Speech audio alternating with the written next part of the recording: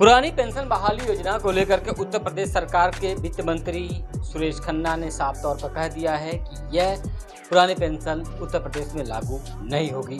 NPS जो 2005 में लागू थी वही रहेगी। उत्तर प्रदेश के वित्त मंत्री सुरेश खन्ना ने साफ तौर पर कह दिया है कि कर्मचारी पेंशन का 25% सरकार के पास सुरक्षित रहता है और दूसरा जो 15% है वह अन्य संस्थाओं के पास रहता है सुरक्षित।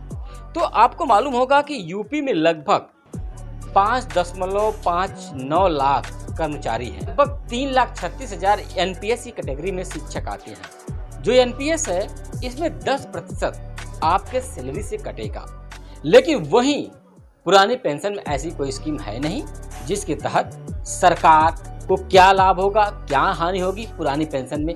इस विषय पर हम बात करेंगे। आप कुछ सरकारों का कहना है कि पुरानी पेंशन अगर बहाल होती है, जिस राज्य में बहाल होगी वह राज्य दिवालिया घोषित हो जाएगा 10 साल बाद। उस राज्य की आर्थिक स्थिति खराब हो जाएगी 10 साल बाद। यानी पुरानी पेंशन अगर कर्मचारियों को मिलती है तो उस राज्य की स्थिति खराब हो जाएगी। यह कहना है कुछ एक्सपर्ट लोगों का, कुछ नेताओं का भी इसमें कहना है।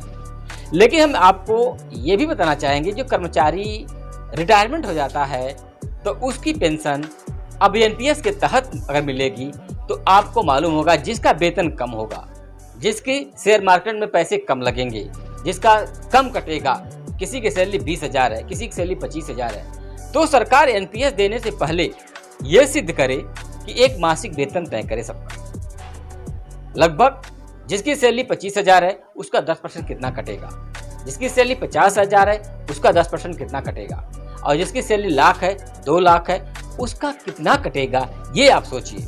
और इस आधार पर आप सोचिए कि एक व्यक्ति को रिटायरमेंट होने के बाद कितना पैसा मिलेगा।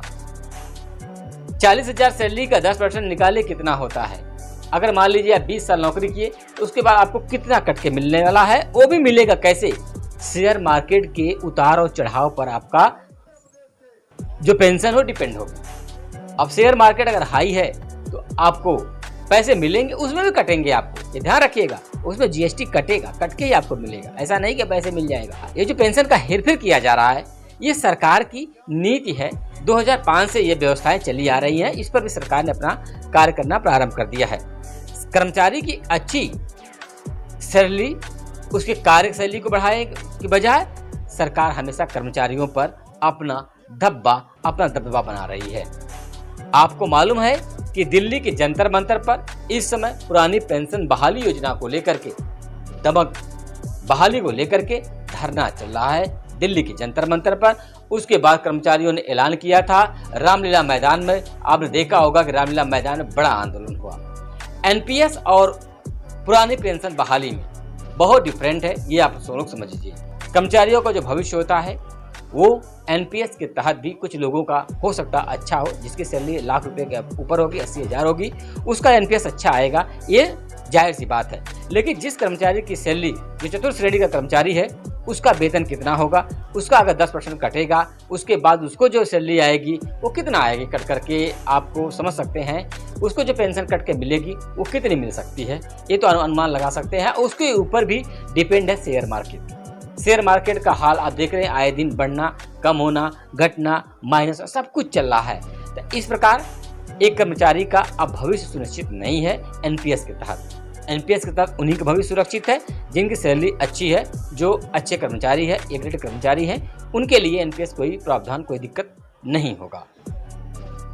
उन्हें नई पेंशन पुरानी पेंशन में कोई अंतर नहीं होगा, क्योंकि कितना भी शेयर मार्केट गिरेगा लेकिन उनके ऊपर कोई असर होने वाला नहीं है।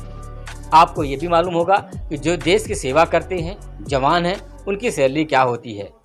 उनमें से एनपीएस अगर कट करके शेयर मार्केट में जाएगा तो वो अपने बच्चों का भरण पोषण, एक अच्छी शिक्षा कैसे ले सकते हैं।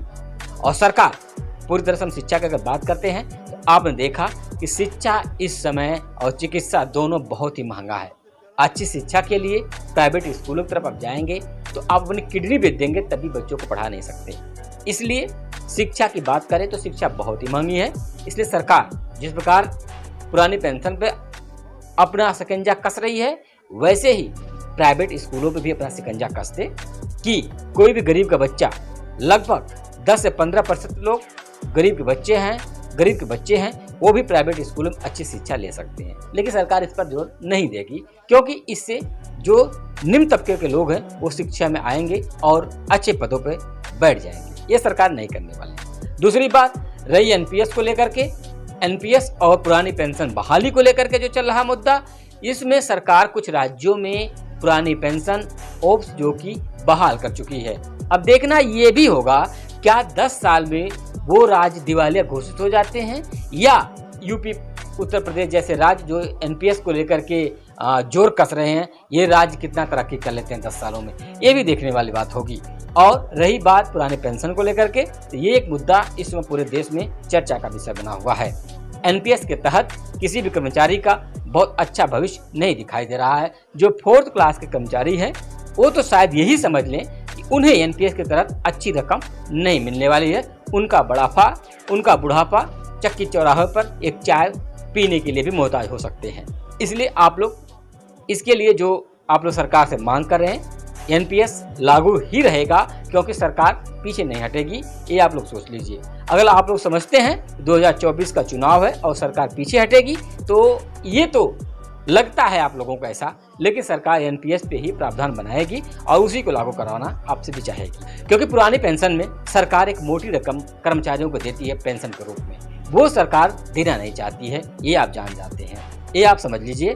क्योंकि अब एनपीएस के तहत ही कर्मचारियों को जो पेंशन है वो मिलेगी। जो उनके भरण पोषण की बात चल रही है, बुढ़ापे की जो लाठी सहारा की बात की जा रही है पेंशन से, वो अब एनपीएस के तहत ही सरकार जोर कस रही है। तो आप लोगों का जो आंदोलन जंतर मंतर रामलीला मैदान में चल रहा है, ये 2024 के चुनाव में जो आप दमखम दिखाने की कोशिश कर रहे हैं, सरकार इसमें कोई न कोई प्रावधान जरूर बनाएगी। और भरसक मैं अपने चैनल के माध्यम से यही कहना चाहूँगा कि एनपीएस में ही प्रावधान बनाकर सरकार लागू करेगी, पुरानी पेंशन बहाल नहीं करेगी। जिन राज्यों में पुरानी पेंशन बहाल की गई है, वहाँ केंद्र राज्य में जो सामंजस्य बैठाने की कोशिश की जा रही है, जो आपसी मतभेद चल रहे हैं, वो चलता रहेगा।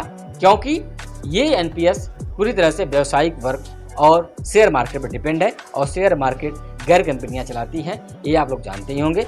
शेयर मार्केट में कोई सुरक्षित नहीं है, और कर्मचारियों का भविष्य शेयर मार्केट में कैसे सुरक्षित नहीं है। जिस सरकार में कर्मचारियों का भविष्य सुरक्षित नहीं है, क्या शेयर मार्केट में कर्मचारियों का भविष्य सुरक्षित होगा, ये आप सोचने वाली बात है। कृपया अगर यह जानकारी आपको अच्छी लगी हो तो हमारे चैनल भारत मंच को लाइक, सब्सक्राइब, शेयर करना ना भूलें। जय हिंद, जय भारत।